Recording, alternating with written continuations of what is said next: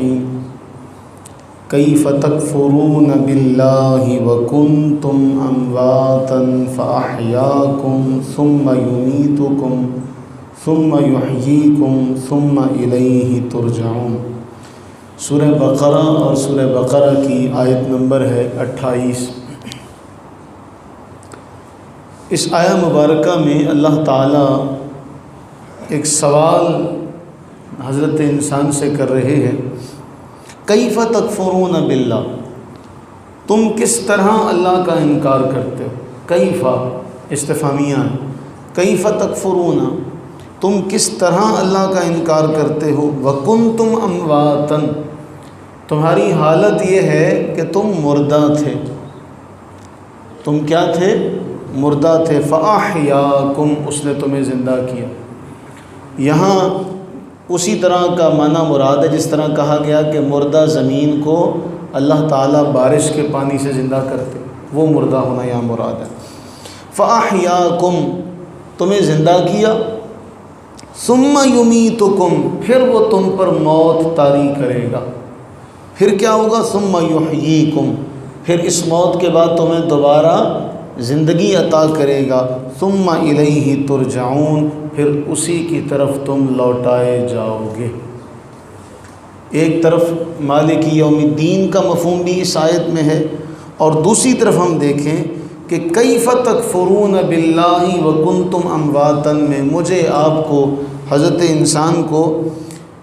جو نصیحت کی جا رہی ہے وہ بہت اہم ہے کہ ہم اپنے نفوس پر غور کریں کہ اللہ تعالیٰ نے حضرت انسان کو فرمایا وَكُنْتُمْ أَمْوَاتًا، تم مردہ تھے پس تمہیں زندگی عطا کی۔ یہی مفہوم سورہ دہر میں بیان ہوا جہاں فرمایا هَلْ أَتَىٰ عَلَى الْإِنسَانِ حِينٌ مِّنَ الدَّهْرِ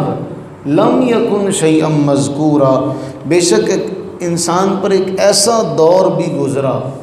لمبا زمانہ ایک ایسا دور گزرا جس میں یہ کوئی ایسی شے ہی نہ تھا کہ جس کو ذکر کیا جاتا، اور پھر جب اللہ نے اس کے وجود کو ایک جگہ جمع کیا تو جو اجزاء ہیں یہ بکھرے ہوئے تھے، آگ، پانی، مٹی، ہوا، ان سارے بکھرے ہوئے جو اجزاء ہیں ان کو ایک مناسب مقدار میں اکٹھا کیا، پھر وہاں سے کیا؟ خون، نطفے سے خون، وہ سارا معاملہ کہ نطفہ، علقہ، مضغہ، مخلقہ، وہ ساری جو مراحل ہیں ان سب مراحل سے گزرنے کے بعد، یعنی پہلے تو فرمایا ایسا ایک وقت بھی گزرا جب یہ ایسی کوئی شے ہی نہ تھا جس کو ذکر بھی کیا جاتا، پھر اسی شے کو جس کے بارے فرمایا کہ یہ ایسا تھا کہ اس کو ذکر بھی نہ کیا جائے، پھر اسی کو اللہ نے ایسا بہترین اندازے سے پیدا فرمایا، اسی پھر مخلوق کے بارے فرمایا لَقَدْ خَلَقْنَا الْإِنسَانَ فِي أَحْسَنِ تَقْوِيمٍ، یعنی جو پہلے کچھ بھی نہ تھا، یعنی جو اس لائق بھی نہ تھا کہ اس کو ذکر بھی کیا جاتا، اس کو اللہ نے تراش خراش کے ایسا حسین و جمیل بنایا کہ اسے احسن تقویم کا پھر تاج عطا کیا۔ اب اس کے بعد اللہ فرما رہا ہے تم پہلے اپنے اوپر تو غور کرو، تم اپنے وجود پر غور کرو کہ تم کیا تھے اور کیا سے کیا اللہ نے تمہیں بنایا۔ اب تم اللہ کا انکار کیسے کرتے ہو؟ کیسے کر سکتے ہو اللہ کا انکار؟ تو انسان اپنی پہلی زندگی پر غور کرے کہ ہم جس زندگی کو گزار کے آئے ہیں وہ کیسی تھی، اس کے بعد جب ہمیں عدم سے اللہ نے وجود بخشا وہ کیسا ہے، پھر اس وجود کے اندر جو مراحل آئیں گے، جو اسٹیجز آئیں گی وہ کس طرح کی ہوں گی، اس کو بھی اللہ نے قرآن میں فرمایا کہ تمہیں خلقکم من ضعف، تمہیں جب پیدا کیا تو کمزور تھے، پھر اس کمزوری کے بعد طاقت دی، پھر اس طاقت کے بعد کمزوری شکل اس شکل میں آئے گی کہ بڑھاپے کی صورت میں ہوگے، اور پھر قرآن نے یہ ساری باتیں بیان کی کہ ایک وقت تھا جب تم کچھ نہیں جانتے تھے، تمہیں سکھایا،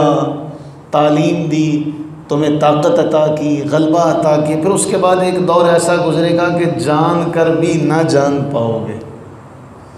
جب حالت بڑھاپا میں انسان چلا جائے پھر وہ جانتے ہوئے بھی انجانا ہوتا۔ تو فرمایا کیف تکفرون باللہ، تم تو اللہ کا انکار کر ہی نہیں سکتے، تم کیسے کرتے ہو اللہ کا انکار؟ اب انکار کی بہت ساری قسمیں،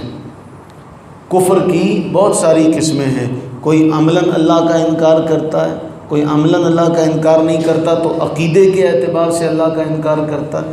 تو کوئی عقیدے کے اعتبار سے نہیں کرتا تو اللہ کا حکم نہ مان کر اللہ کا انکار کرتا، یعنی اللہ کے احکامات کو ماننا۔ اللہ سے یہ دعا کریں کہ باری تعالی ہمیں ہر کفر سے محفوظ فرما دے۔ کفر اعتقادی ہے، کفر عملی ہے، کفر نفاقی ہے، پھر اس کی بہت ساری قسمیں۔ اللہ تعالیٰ ہمیں ہر قسم کے کفر سے محفوظ فرمائے۔ وہ کسی بزرگ سے کسی نے سوال کیا کہ جی یہ تو چھوٹا گناہ ہے نا، وہ کہنے لگے چھوٹے بڑے کے چکر میں پڑو گے تو گمراہ ہو جاؤ گے۔ گناہ تو گناہ ہے، گناہ تو گناہ ہے، خالق کے سامنے دیکھو صحیح، کر کس کے سامنے رہے ہو، تو کفر تو پھر کفر ہے۔